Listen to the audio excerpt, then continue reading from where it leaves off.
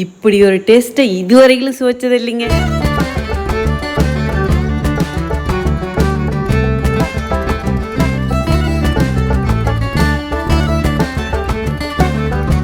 Hi friends, welcome to cook with Sangeetha. இன்னைக்கு நம்ம பார்க்க போகிறது ரொம்ப ஸ்பெஷலான ரெசிபி. ஆமாங்க, பள்ளிப்பாளையம் சிக்கன் தான் செஞ்சு காட்ட போகிறேன். இவ்வளோ நாளாக நிறைய வகையான ரெசிபி செஞ்சுருக்கோம் சிக்கனில். ஆனால் இந்த பள்ளிப்பாளையம் சிக்கன் இன்னும் நம்ம செஞ்சு காட்டவே இல்லையே அப்படின்னு தோணுச்சு. ஸோ பள்ளிப்பாளையம் சிக்கன்னாலே அப்படியே தேங்காய் நல்லா பீஸ் பீஸாக போட்டு செய்வாங்க. அது அவ்வளோ சுவையாக இருக்கும். ஏன் அந்த காலத்து ரெசிபின்னு கூட சொல்லலாம். எங்கள் பாட்டிலாம் இந்த மாதிரி செய்வாங்க, அவ்வளோ சுவையாக இருக்கும். இந்த பள்ளிப்பாளையம் சிக்கனை சங்கீதா ஸ்டைலில் அது எங்கள் தோட்டத்தில் செஞ்சு காட்ட போகிறேன். வாங்க எப்படி செய்யலான்னு பார்க்கலாம். நம்ம சேனலை யாரெல்லாம் என்ன சப்ஸ்கிரைப் பண்ணலையோ சப்ஸ்கிரைப் பண்ணுங்கள். ப்ளீஸ் கீழே இருக்கிற பெல் பட்டனில் மறக்காமல் ஆள் கொடுங்க. அப்போ தான் நான் போகிற வீடியோ உங்களுக்கு உடனே வரும். வாங்க இப்போ எப்படி செய்யறதுன்னு பார்க்கலாம். பள்ளிப்பாளையம் சிக்கன் செய்யறதுக்கு நம்ம அடுப்பு பற்ற வச்சாச்சு. இப்போ கடாயை வச்சிடலாம். இப்போ தேவையான அளவு எண்ணெய் ஊற்றிக்கலாங்க. நான் தேங்காய் எண்ணெய் தாங்க ஊற்றுறேன். இந்த ரெசிபியோட ஸ்பெஷலே நம்ம தேங்காய் எண்ணெயில் செய்கிறது தான். இப்போ தேவையான மசாலா போட்டுக்கலாங்க. 1 டீஸ்பூன் சோம்பு, 5 லவங்கம், 3 பட்டை, 5 ஏலக்காய். இன்னைக்கு நம்ம 2 கிலோ சிக்கனில் செய்ய போகிறோம். அதுக்கு தகுந்த மசாலா தான் போடுறேன். கடுகு 1 டீஸ்பூன் இதிலே போட்டுக்கலாங்க. மசாலாவும் பொரிஞ்சிடுச்சு, கடுகும் பொரிஞ்சிடுச்சு. இந்த டைமில் அடுப்பணலை மீடியமாக வச்சுக்கோங்க. 2 கைப்பிடி சின்ன வெங்காயம் உரிச்சு வச்சுருக்கேன், அதுவும் போட்டுக்கலாங்க.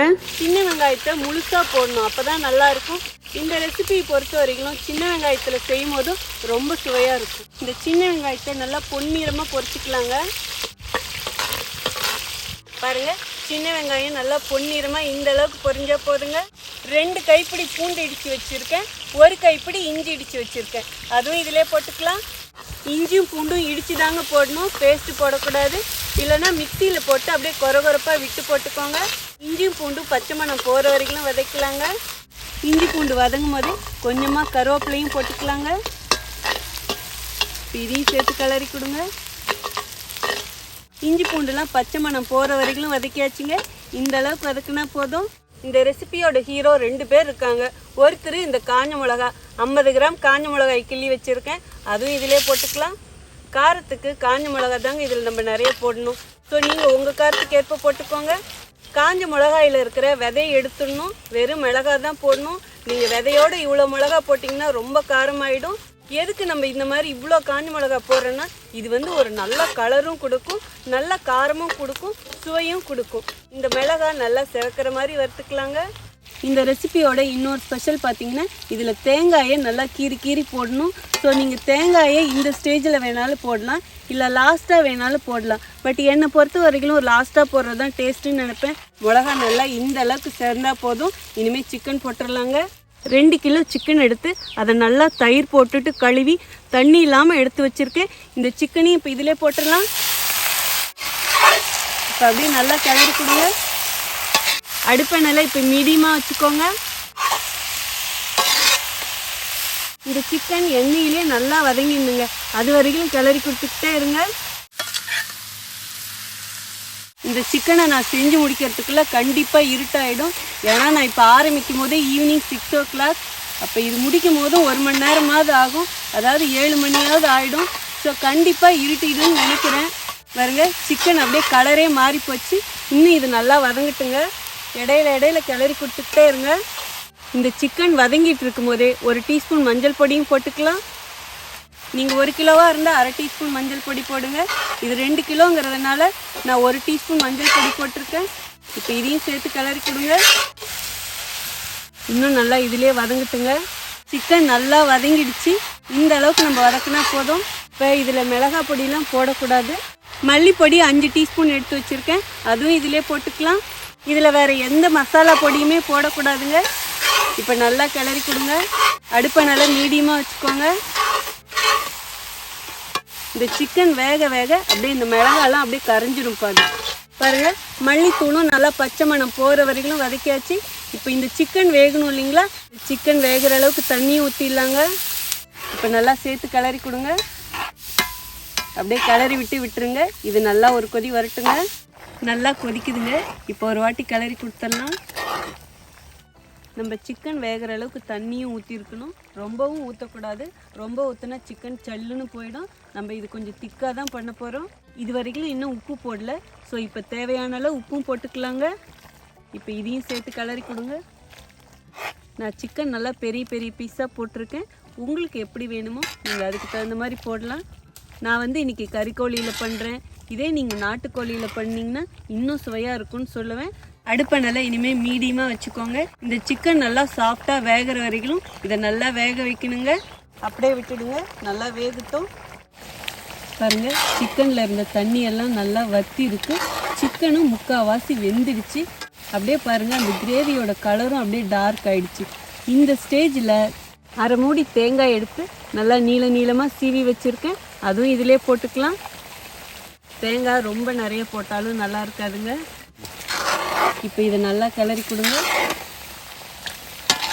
நம்ம சிக்கனோடு சேர்த்து இந்த தேங்காயும் சாப்பிடும்போது ரொம்ப சுவையாக இருக்கும். இந்த ரெசிபிக்கு 2 ஹீரோன்னு சொன்னோம் பார்த்தீங்களா, அதில் முதல் ஹீரோ பார்த்தீங்கன்னா இந்த தேங்காய் தான்.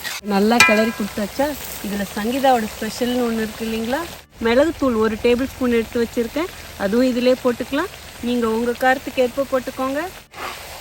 இதையும் சேர்த்து கிளறி கொடுங்க. மிளகுத்தூள் ரொம்ப நிறையா போட்டிங்கன்னா அது பெப்பர் சிக்கன் மாதிரி ஆகிடும். நான் நிறைய சிக்கன் செய்கிறேன், அதாவது 2 கிலோ சிக்கன், அதுக்கு தகுந்த பொருள் தான் போடுறேன். இப்போ பாருங்கள், மிளகுத்தூள் தேங்காய்லாம் போடவும் இன்னும் நல்லா திக்காயிடுச்சு. இன்னும் 2-3 நிமிஷத்துக்கு இந்த சிக்கன் அப்படியே வேக விட்டுருங்க. கம்மியான தீயிலே இப்போ அனல் இருக்கட்டும்.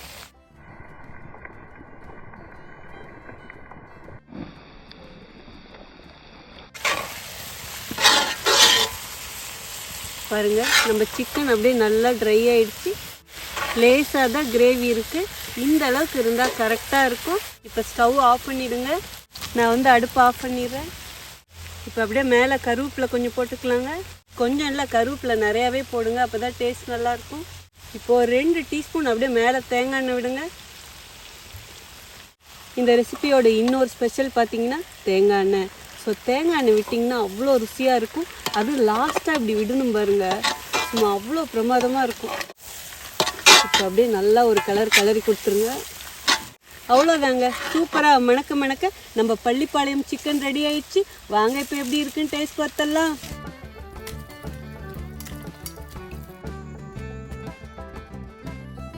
சூப்பராக நம்ம பள்ளிப்பாளையம் சிக்கன் ரெடியாக நிற்குது. அதையும் இப்போ இலையிலே கொட்டிடலாம். நான் செஞ்ச விதமும் இந்த சிக்கனோடைய கலரை பார்க்கும் போதே உங்களுக்கு தெரியும் இது எவ்வளோ டேஸ்ட்டாக இருக்குன்னு சொல்லிட்டு. சிக்கன் செஞ்சு முடிக்கிறதுக்குள்ள ரொம்ப இருட்டாயிடுச்சு. ஆக்சுவலாக அங்கேயே உங்களுக்கு சாப்பிட்டு காமிக்கலான்னு நினச்சேன், பட் ரொம்ப இருட்டானதுனால எல்லாமே வீட்டுக்கு பேக்கப் பண்ணி எடுத்துகிட்டு வந்தாச்சு. ஸோ இன்னைக்கு உங்களுக்கு இங்கேயே வச்சு சாப்பிட்டு காட்ட போகிறேன். இப்போ சாப்பிட்றதுக்கு முன்னாடி இதுக்கு தேவையான டிப்ஸ் உங்களுக்கு கொடுத்துட்றேன். நம்ம நிறைய சிக்கன் வெரைட்டிஸ் பார்த்துருப்போம். நான் இன்னைக்கு இதுக்கு செஞ்சதுக்கு மெயின் காரணம் பார்த்தீங்கன்னா இது அவ்வளோ டேஸ்ட்டாக இருக்கும். இந்த பள்ளிப்பாளைய சிக்கனை ஒவ்வொருத்தரும் ஒரு மாதிரி பண்ணுவாங்க, பட் எனக்கு தெரிஞ்ச ஸ்டைலில், அதாவது எப்படி செஞ்சால் ருசி அதிகமாக இருக்குமோ அந்த ஸ்டைலில் நான் செஞ்சுருக்கேன். இதில் மெயினாக கவனிக்க வேண்டியதுன்னு பார்த்தீங்கன்னா சிக்கனை நல்லா வதக்கணும். இதுக்கு ஓவர் மசாலா போடக்கூடாது, அதாவது சிக்கன் மசாலா பொடியெலாம் போடக்கூடாது. இதில் மெயின் இன்னொரு இன்க்ரீடியன்ட் பார்த்தீங்கன்னா கடுகு. இந்த ரெசிபிக்கு பொறுத்த வரைக்கும் கடுகு போடணும். அப்போதான் அதுக்குரிய ஒரு சுவையும் வரும். அப்படியே நம்ம கிராமத்தில் கறி வதக்கி கொடுத்தா எப்படி இருக்கும் அந்த ஸ்டைல் இந்த மாதிரி செய்யும் போது தான் வரும். அதே மாதிரி இன்னைக்கு 2 கிலோ சிக்கன்ல செஞ்சேன். அதுக்கு தகுந்த பொருட்கள் நான் போட்டேன். ஏன்னா இது கொஞ்சம் நம்ம ட்ரையா செய்வோம். ஸோ என்னை சுற்றி நிறைய பேர் இருக்காங்க, அவங்க எல்லாத்துக்குமே நான் ஷேர் பண்ணுவேன். அதனால தான் எப்பயுமே, அதுவும் சண்டே நான் தோட்டத்தில் செய்யும்போது கொஞ்சம் எக்ஸ்ட்ராவே செய்வேன். ஸோ நீங்கள் எவ்வளோ சிக்கன் எடுக்கிறீங்களோ அதுக்கு தகுந்த அளவு மசாலாலாம் போட்டுக்கோங்க. அதாவது கொத்தமல்லி தூள், மிளகுத்தூள், காஞ்ச மிளகா, இது எல்லாமே அளவாக போடணும். அதே மாதிரி இஞ்சி பூண்டு நல்லா கொரகொரப்பாக இடித்து தான் போடணும், இல்லைன்னா கொரகொரப்பாக மிக்சியில் போட்டு அடித்து போடுங்க. இந்த சிக்கனில் பார்த்தீங்கன்னா அப்படியே ஒவ்வொரு பீஸ்லேயும் மசாலா கோட்டாயிருக்கும். இங்கே பாருங்களேன் எப்படி இருக்குன்னு. பார்க்கும் போதே உங்களுக்கு அப்படியே சாப்பிடணும்னு தூண்டும். கண்டிப்பா சிக்கனை நல்லா எண்ணெயிலே போட்டு வதக்குனுங்க, அங்கதான் ருசியே இருக்கு.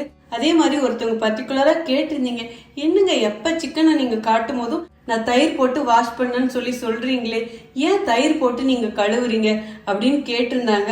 நீங்க சிக்கன் ஆகட்டும் மட்டன் ஆகட்டும் தயிர் போட்டு கழுவும் போதும் அந்த சிக்கன்ல இருக்கிற மட்டன்ல இருக்கிற கெட்ட வாடை போயிடும், அதாவது அந்த பிளட் ஸ்மெல் வராது. அதே மாதிரி அந்த சிக்கனை நல்லா சாஃப்ட் பண்ணி கொடுக்கும், சாப்பிடும் போது நல்லா இருக்கும். அப்புறம் இந்த சிக்கனுக்கு பச்சை மிளகாய் போடக்கூடாது, மிளகாய் பொடியும் போடக்கூடாது. ஸோ காரத்துக்கு என்ன வேணுமோ அதை ஃபுல்லாக காஞ்ச மிளகா தான், கொஞ்சமாக மிளகுத்தூள் போடும் போதும் டேஸ்ட்டும் நல்லா இருக்கும். இந்த சிக்கனுக்கு இந்த மாதிரி நல்ல ஒரு டார்க் கலரும் கொடுக்கும். வேற என்னங்க சொல்றது, இதுக்கு பெருசா சொல்றதுக்கு ஒண்ணுமே இல்லைன்னு தான் சொல்லுவேன். ஸோ மெயின் இன்கிரிடியன்ட் பாத்தீங்கன்னா தேங்காய்.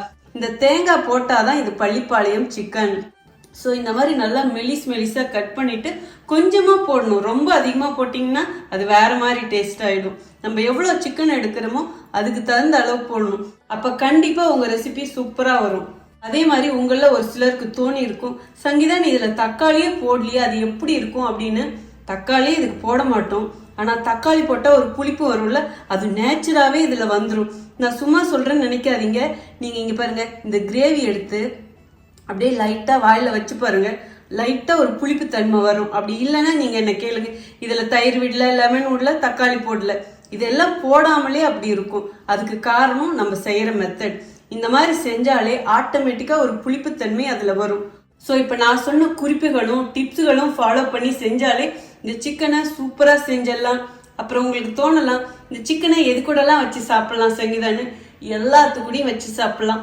மெயினா பழைய சாதத்தோட வச்சு சாப்பிட்டு பாருங்க, அப்படியே அல்டிமேட்டா இருக்கும். ஏன்னா இப்ப வெயில் காலம் வந்துருச்சு இல்லையா, ஸோ சிக்கனும் சூடுதான். அப்ப அது கூடிய அப்படியே ஒரு தயிர் சாதமோ இல்ல பழைய சாதமோ அது கூட வச்சு பாருங்க, ரொம்ப சுவையா இருக்கும். அப்படி இல்லைன்னா சப்பாத்தி, நான், பரோட்டா இப்படி அடிக்கிட்டே போகலாம். அதுவும் இல்லையா, இந்த மாதிரி சுட சுட சாதத்துல அப்படியே பட்டும் படாம பரட்டி சாப்பிட்டா அப்படியே தேவாமிர்தமா இருக்குங்க. இவ்வளவு ருசியா இருக்கிற இந்த பள்ளிப்பாளையம் சிக்கனை கண்டிப்பா நீங்களும் ட்ரை பண்ணி பாருங்க. இந்த அளவுக்கு நீங்க தெரிஞ்சுக்கிட்டாலே போதும். இப்ப எப்படி இருக்குன்னு டேஸ்ட் பார்த்தலாம். ஃபர்ஸ்ட் இந்த தேங்காய் பீஸ் எப்படி இருக்குன்னு டேஸ்ட் பார்த்தலாம். வா, நல்லா மசாலா ஒட்டி இருக்கு, அப்படியே கிரன்ச்சியா இருக்கு, சூப்பரா இருக்குங்க. சும்மாவே எடுத்து சாப்பிடணும் போல இருக்கு. மெயினா சின்ன பசங்களாம் இதுக்கு நல்லா ஆசைப்படுவாங்க, ஏன்னா அப்படி ருசியா இருக்கு. இப்போ இந்த சிக்கனையும் சாப்பிட்டு பார்த்துருவோம். இங்க பாருங்க, ஓ மை காட். நம்ம அடுப்புல வேக வச்சோம் இல்லைங்களா, அதாவது விறகு அடுப்புல, அதுக்கு ஒரு சுவை உண்டு. அது அவ்வளோ சூப்பரா இருக்கும். இது வரைக்கும் நீங்க இந்த மாதிரி செய்யலைன்னா கண்டிப்பா சங்கீதா பிள்ளை நம்பினீங்கன்னா ப்ளீஸ் செஞ்சு பாருங்க, ப்ளீஸ் செஞ்சு பாருங்க. இதை செஞ்சுட்டு இந்த மாதிரி சாதம், அது மேல ரசம் ஊற்றிக்கோங்க, இந்த சிக்கனை வச்சு சாப்பிடுங்க, அப்படியே சொர்க்கமா இருக்கும். சூப்பரா இருக்குங்க, சான்ஸே இல்லைன்னு தான் சொல்லுவேன். சாப்பிட சாப்பிட சாப்பிட்டுட்டே இருக்கணும்னு இருக்கு. இந்த மசாலா இருக்குங்களே அவ்வளோ ஒரு ருசியா இருக்கு. இங்க பாருங்க, அதுல எந்த அளவுக்கு இறங்கி இருக்குன்னு காட்டுறீங்க பாருங்க, இப்படி ஜூஸியா இருக்குங்க பாருங்களேன். இப்படி இருக்கணுங்க. இப்படி இருந்தா யாருதான் சாப்பிட மாட்டேன். ஆனா பர்டிகுலரா இந்த ரெசிபிக்கு கடுகு போட்டே ஆகணும். போடும்போது தான் உங்களுக்கு இந்த சுவை கிடைக்கும். இப்ப கொஞ்சமா சாதம் எடுத்து அதோட வச்சு சாப்பிட்டு பார்த்துருவோமா. அப்படி இந்த மிளகாயெல்லாம் சேர்த்து பசங்கி சாப்பிடணும்.